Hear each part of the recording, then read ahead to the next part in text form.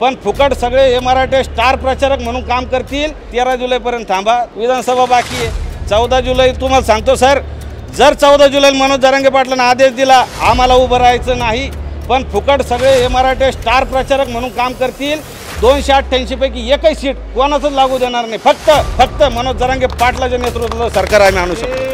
त्यांनी पण सरकारशी भांडावं, पण ते काय व्हायला, ते मराठा आरक्षण किंवा जरांगे पाटील यांना टार्गेट करतात आणि सरकारनं नाही दिलं 13 जुलैपर्यंत। मनोज जरांगे पाटलांनी इशारा दिलेला आहे 13 जुलैपर्यंत थांबा, सगळं करण्याचा अधिकार, आंदोलनही करण्याचा, कोणी उपोषण करते त्याला आमचा विरोध नाही, पण जे टार्गेट करते की मराठा आरक्षणाला टार्गेट करते, आमचं सरकारशी भांडण आहे, आमचं या लोकांशी भांडण नाही।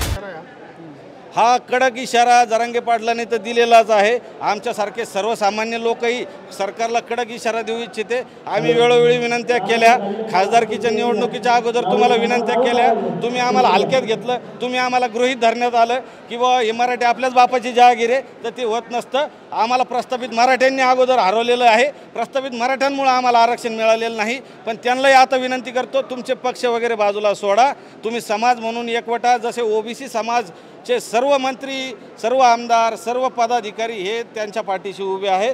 ओबीसी बांधवांच्या आपण विरोधात नाही, हे मोजके 4-5 लोक जे आहेत ते समाजामध्ये भांडणं लावण्याचं काम करतात। आजही ग्रामीण भागामध्ये मराठा ओबीसी हे एकत्र राहतात, गुन्ह्या गोविंदाने नांदतात। 56-57 लाख लोंदी मनोज जरांगे पाटलाच्यामुळे सापडल्या, तर आपले मराठी ओबीसीत गेलेले, त्याच्यामुळे हे लोक मराठा ओबीसी वाद लावण्याचा प्रयत्न करते। मराठा ओबीसी नाही तर मराठी हे ओबीसीचे, फक्त आम्हाला काही लोकांना प्रमाणित करण्याचं बाकी आहे, त्याच्यामुळे वाद कुठंही नाही। सर्व समाज बांधवांना एक विनंती करतो, आपण छत्रपती शिवरायांच्या महाराष्ट्रात राहतो, त्यांनी 18 पगड जातीचे लोक घेऊन स्वराज्य निर्माण केलं होतं, त्या पद्धतीनं सर्व एक होऊन हे यांच्या पोटात दुखतं आहे। आजपर्यंत मराठा मुस्लिम हे वाद लावण्याचा यांनी प्रयत्न केला, पण मुस्लिम बांधव मराठ्यांच्या पाठीशी छातीचा कोट करून उभे। मनोज जरांगे पाटील यांना डॉक्टरांनी कंप्लीट अजून 1 महिना आरामाचा सल्ला दिलेला आहे, पण चाकरवाडीला जे ज्ञानेश्वर महाराज माऊली ज्यांचं जे देवस्थान आहे त्या ठिकाणी मोठा सप्ताहाचा कार्यक्रम होता।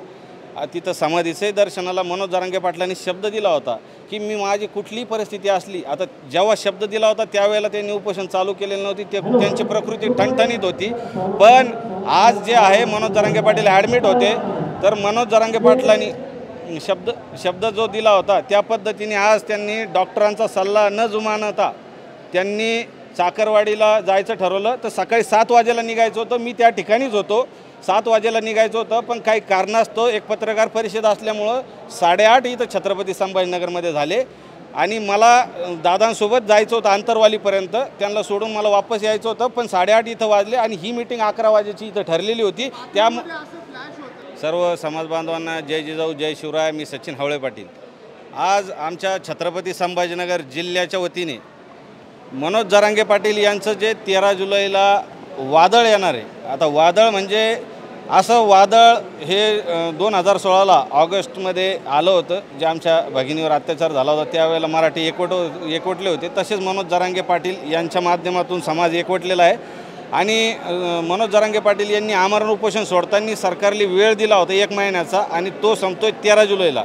तर मनोज जरांगे पाटील यांनी आता सरकारला जो अल्टिमेटम दिलेला आहे तर तो 13 जुलैला संपतोय, तर मनोज जरांगे पाटलांनी 6 जुलैपासून तर 13 जुलैपर्यंत मराठवाड्याचा दौरा चालू केलेला आहे।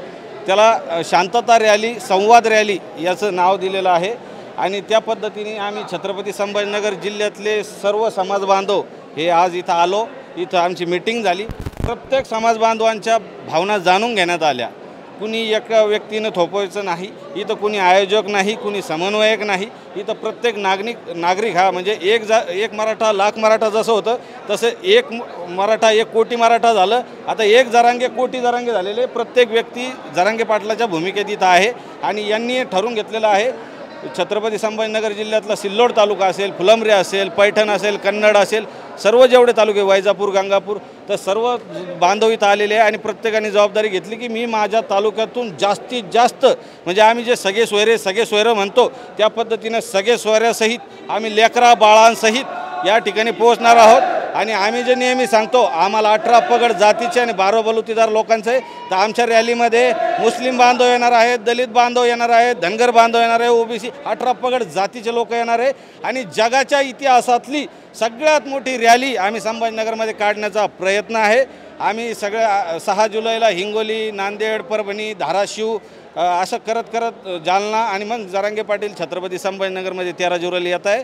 13 जुलैला मी विनंती करतो सरकारला, हे वादळ तुम्ही फक्त आरक्षण देऊन थांबवू शकता।